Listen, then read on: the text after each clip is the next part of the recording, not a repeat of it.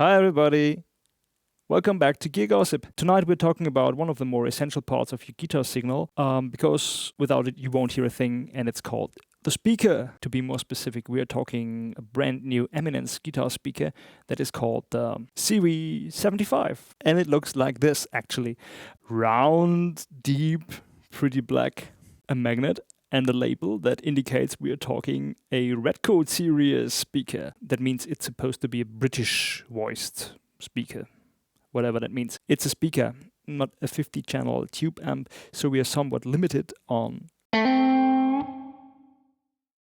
As I already mentioned, it's supposed to be British sounding, but I don't know actually what a British sounding speaker might be, but we will find out. It has a magnet, as I noticed by now, because it's darn heavy with almost 5 kilos. 5 kilos are not heavy. 5 kilos is a lot because 2 of them is already 10 and a half stake is 20 kilos. The speakers alone. And that adds some sort of weight.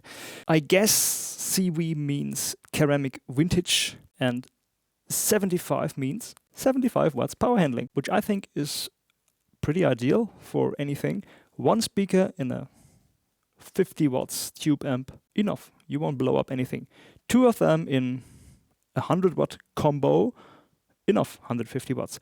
And the half stack is 300. Ideal for anything that is called Thunderword or something like this. So you won't blow up things. So much for features. Sound. Well, reviewing a speaker is some sort of pain because there's so many variables in there. The guitar, the amp, the playing style, the microphone. So what I'm going to do now is putting up my trusty old Eminence Legend 1218 against this speaker. And all you have to do is imagine the Eminence sound is your gear. This is your sound. And then the CV-75 comes in, and that's the change. Maybe we should do it like this. The microphone, by the way, is an SM57 by Shure. Very rare, hard to find, but some sort of classic. And the placement would be right on grill level, pointing like this.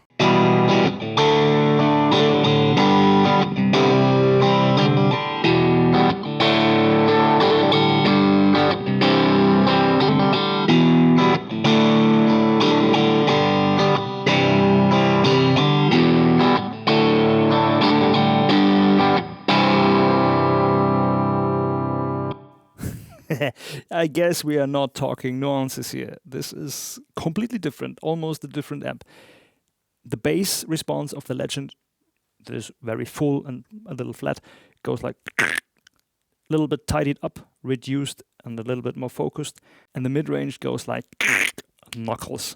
And the top end is also a little bit reduced. Are we talking like or dislike? No, we don't. It's just different, just like this whole video. I'm not here to please your ears. I'm here to demonstrate differences. Once more.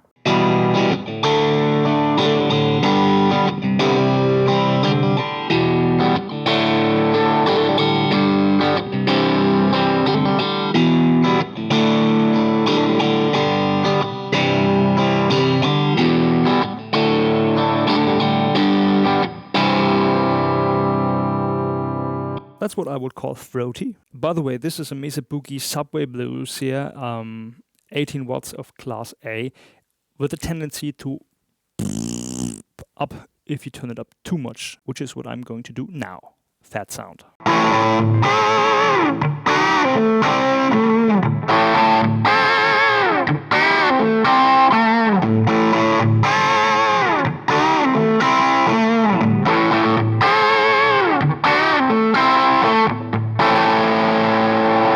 Again, totally different. I actually think I prefer the CV-75. What I like is this fat sounding bass and this sort of hollow mids of the Eminence Legend, and this on the top end is completely gone. There's more focus on the bass, and it's hard not to hear the speaker, I think, given the frequency range.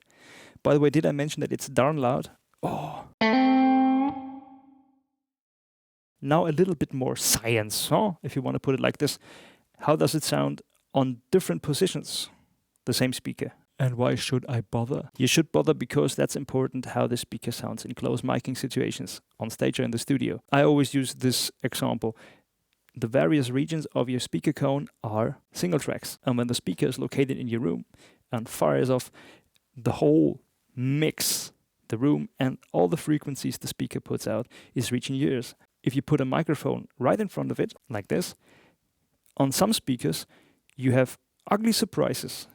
It goes like, depending on where you put your microphone. Yes, I know it's a pencil. Let's see how good or bad or different all these various positions on the brand new CV-75 are.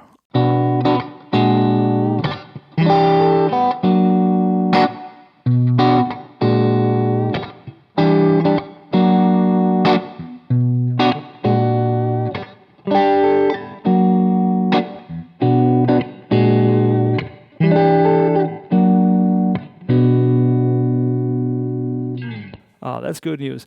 I guess you have every right to say that moving the microphone from center outwards to the edge just reduces the treble response. The character stays pretty much identical. It's not on various positions. It just goes a little bit more bass, a little bit less treble, depending on where you put it. Makes it a whole lot easier in the studio or live on stage. Now for the Mesa Boogie noodling part, and I will comment. I guess this is clean.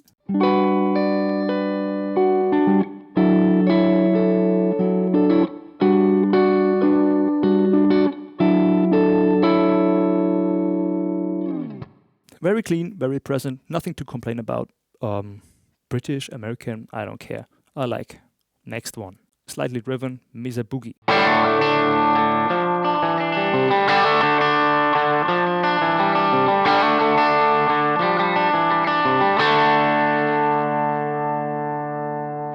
This was 2 humbuckers, by the way. Fat sound? No. Next one. Stratocaster honk.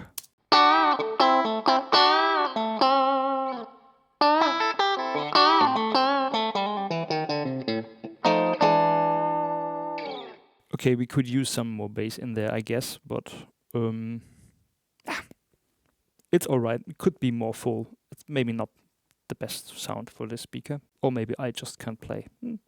Next one. This is just the bridge pickup.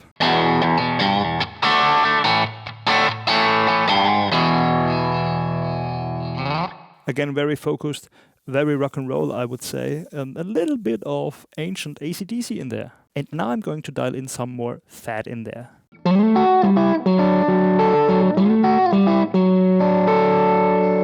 This is a sound where other speakers would go and everything down there would be a woolly, undefined mess. Maybe engulfing, carrying, but undefined. Here everything stays pretty focused and straightforward, the way that I like it. Next one.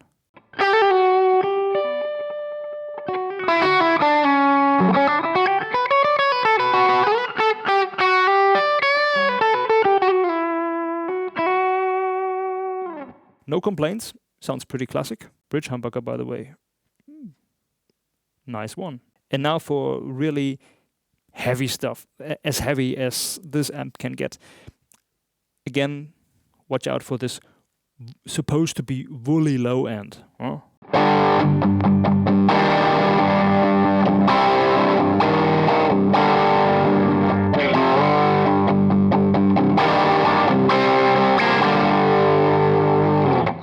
Yeah, I'd say this is rock.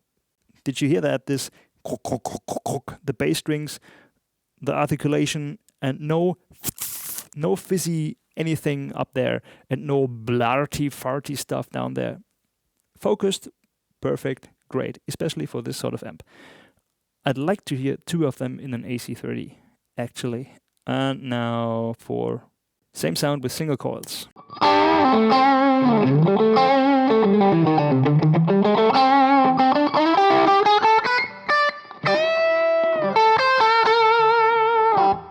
I guess I should practice once in a while, but hey, perfect classic rock sound. with single coils. So much for Mesa Boogie noodling. Nice cleans, focused mid-range, can't have too much bass, perfect rock sound to my ears. But yeah, you're right. It's just always the same. Yeah, maybe they're just perfect companions, and I agree. So we will try something different. My latest eBay acquisition, which is a Brunetti 1000 dynamic tube preamp. Does it look good? Yes, it does. And I will play this through an Engel 830 50-watt tube power amp that I'm not going to lift up into the camera. No. Just imagine it's wired up because I recorded the audio files before. Again, the Eminence versus the CV-75. Clean. Very, very bright. Clean. Bright switch engaged.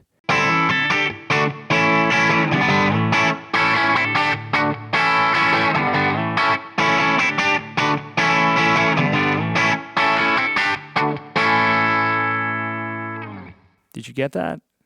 A little bit of British invasion sounds in there. Turn it up and be deadly. A little bit more, maybe a crunch sound. Yes, with reduced mids, a little bit more treble. Let's see what the Eminence speakers can do for this.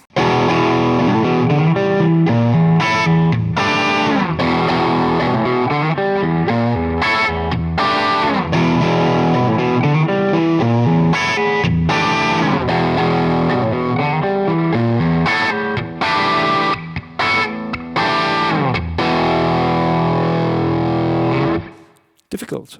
The Legend has more bass, obviously, but has more fizz up there, and the CV-75 goes as expected. Tidies up the bass, and these top chords are a little bit more easy to understand in a musical way. Lead sound. Lead would mean bass and mids, a little bit more or less treble, and it's called the plexi mode.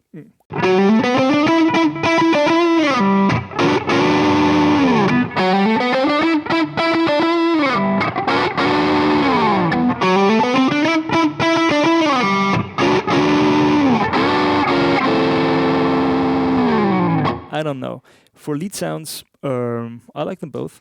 I guess it's all up to taste and all up to you and your taste. Just rewind, listen to the whole thing again at high volumes and decide if you want to give this brand new CV-75 a try or the Legend. Well,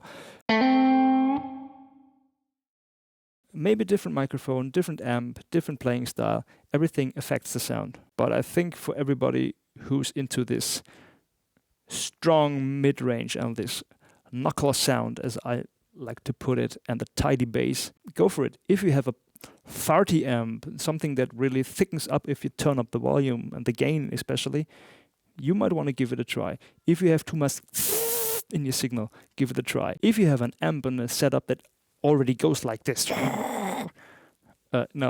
maybe that's too much. That's it. Nothing more to say about a speaker, actually. Stay tuned, have a look at GearGossip.com, and for more information on these marvelous speakers, check eminence.com. See you.